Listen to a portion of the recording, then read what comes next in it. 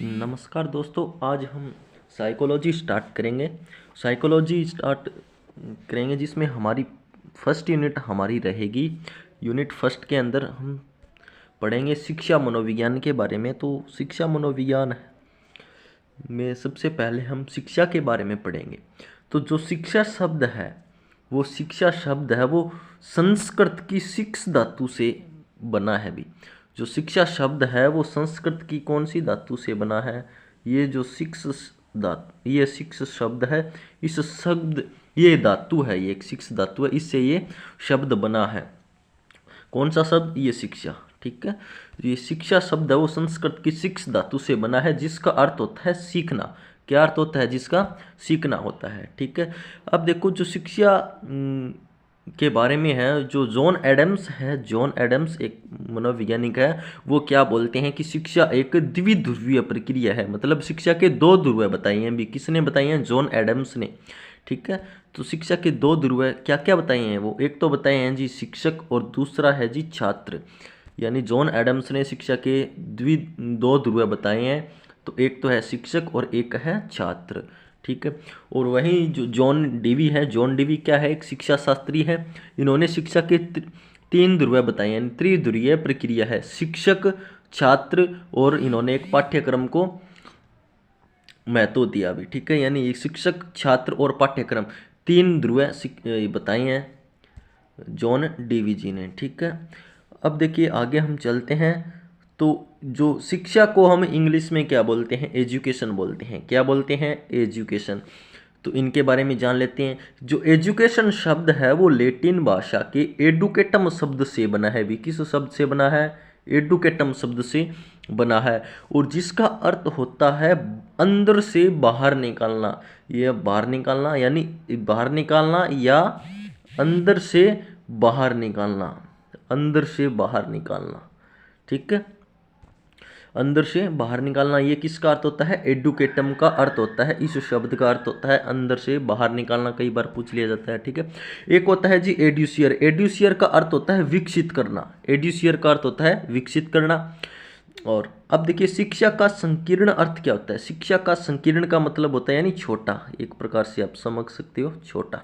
ठीक है, शिक्षा का संकीर्ण होता है यानी वह शिक्षा जो निश्चित समय व स्थान पर दी जाती है। निश्चित समय व स्थान पर दी जाती है, वो शिक्षा का संकीर्ण अर्थ है। और शिक्षा का व्यापक अर्थ, शिक्षा का व्यापक अर्थ क्या होता है? वह शिक्षा जो निश्चित समय व स्थान से संबंधित न हो, यानी जो जीवन पर्यंत तक चलती रहती है, वो व्यापक अर्थ में सम्मिलित है जी। ठीक है, अब देखिए शिक्षा की विशेषताएं क्या होती है? शिक्षा है वो जीवन पर्यंत तक चलने वाली प्रक्रिया है। शिक्षा सामाजिक व सर्वांगीण विकास की प्रक्रिया है। सर्वांगीण विकास से यहाँ संबंधित है सभी प्रकार का विकास, जैसे सामाजिक विकास, मानसिक विकास में सभी पक्ष से जो विकास होते हैं वो सर्वांगीण विकास के अंतर्गत आते हैं। तो सामाजिक व सर्वांगीण विकास की प्रक्रिया है। शिक्षा औपचारिक व अनौपचारिक दोनों रूपों में होती है। अब देखिए औपचारिक और अनौपचारिक ये क्या होते हैं? तो देखिए जो शिक्षा के प्रकार आते हैं। ठीक है, शिक्षा देखिए पहले है औपचारिक शिक्षा। औपचारिक शिक्षा का मतलब जो सीमित में हो, जैसे स्कूल और कॉलेज में हम जो कुछ सीखते हैं, स्कूल या कॉलेज से शिक्षा ग्रहण करते हैं, वो औपचारिक शिक्षा के अंतर्गत आते हैं। फिर अनौपचारिक शिक्षा क्या होते हैं? जो हम परिवार या समाज, माहौल, आस पड़ोस से हम जो कुछ सीखते हैं, वो अनौपचारिक शिक्षा के अंतर्गत आते हैं। निरौपचारिक शिक्षा क्या होती है? जो जैसे हम आजकल जो सोशल मीडिया के जरिए हम बहुत कुछ सीखते हैं, पत्राचार जैसे दुरुस्त यानी मीडिया की जो साधन है उनसे भी हमें सीखने को मिलता है, तो वो निरौपचारिक शिक्षा के अंतर्गत आते हैं। अब देखिए शिक्षा की जो महत्वपूर्ण परिभाषाएं हैं इनको हम पढ़ेंगे। तो इनको पढ़ेंगे और यहीं के यहीं आपको याद हो जाएगी। तो पढ़ना किस प्रकार से है? तो इन परिभाषाओं की ट्रिक के माध्यम से हम इन परिभाषाओं को याद करेंगे जी। देखिए तो इसमें पहली परिभाषा है शिक्षा की कि शिक्षा मनुष्य और समाज का निर्माण, शिक्षा को मनुष्य और समाज का निर्माण करना चाहिए। इस कार्य को किए बिना शिक्षा अनुस्वर व अपूर्ण है। ये परिभाषा है डॉक्टर राधाकृष्णन जी की। तो इस परिभाषा को हम याद कैसे करेंगे?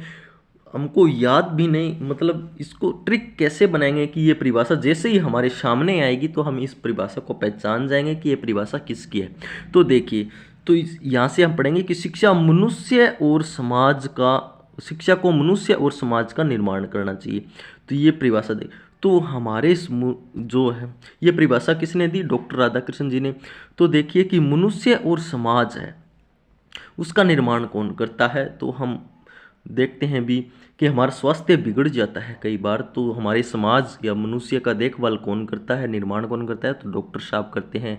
तो यानी मनुष्य और समाज का निर्माण कौन करता है? डॉक्टर साहब यानी डॉक्टर राधाकृष्ण। तो जैसे ही इस परिभाषा यानी मनुष्य और समाज का निर्माण करता है तो ये डॉक्टर राधाकृष्ण जी की परिभाषा है। इस प्रकार से आप शब्दों को रिलेट करके याद कर सकते हो और आपको जरूर यादें हो जाएगी परिभाषा, ऐसी कोई बात नहीं है।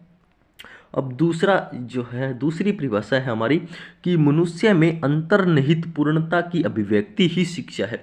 ये परिभाषा है स्वामी विवेकानंद जी की। तो ये परिभाषा को कैसे याद करेंगे? जो स्वामी विवेकानंद जी होते थे वो हमें क्या है कि सुविचार वो देते थे, यानी वो अपने अंतर्निहित पूर्णता क्या करते थे? अभिव्यक्ति देते थे। वो कौन देते थे? अभिव्यक्ति अंतर्निहित से, यानी स्वामी विवेकानंद जी देते थे। तो इस प्रकार हम शब्दों को ऐसे रिलेट करके हम परिभाषा को याद कर सकते हैं। तो हमारी नेक्स्ट परिभाषा है कि शिक्षा से मेरा तात्पर्य बालक या मनुष्य के शरीर, मस्तिष्क तथा आत्मा की सर्वोत्तम विकास की अभिव्यक्ति से। ये देखो, आप सोचते हो कि ये परिभाषा कैसे याद होगी? हमें याद नहीं करनी है परिभाषा, हमें ऐसे जो 2 या 3 शब्द पकड़ने हैं तो ऐसे रिलेट करके कर देते हैं। जैसे इस परिभाषा में देखो कि बालक या मनुष्य के शरीर, मस्तिष्क तथा आत्मा। मस्तिष्क तथा आत्मा, आत्मा से क्या बन गए? महात्मा। आत्मा से क्या बना लिया आपने? महात्मा। तो ये परिभाषा किसकी है?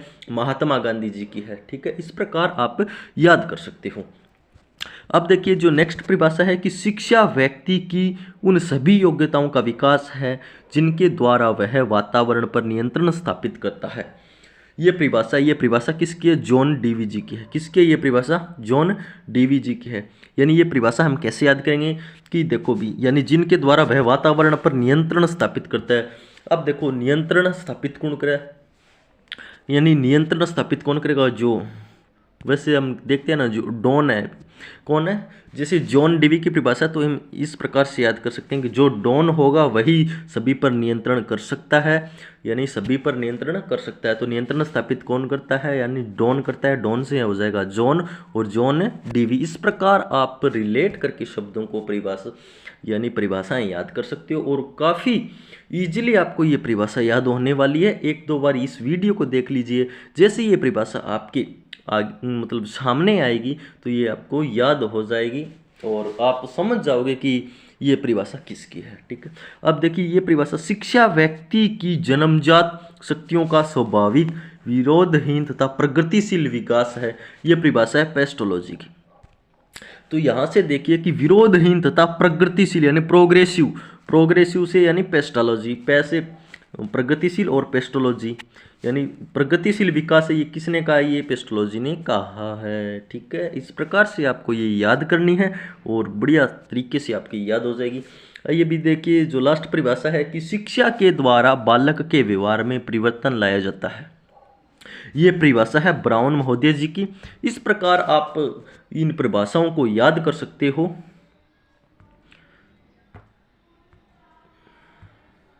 ठीक है, अब देखिए, अब हम पढ़ेंगे साइकोलॉजी। मतलब अब देखिए हम पढ़ेंगे साइकोलॉजी। हमने शिक्षा के बारे में पता कर लिया है कि शिक्षा है वो संस्कृत की शिक्ष धातु से शब्द से बना है और जिसका और ये इनकी परिभाषाओं के बारे में हमने जान लिया है। अब हम पढ़ेंगे मनोविज्ञान के बारे में, साइकोलॉजी के बारे में।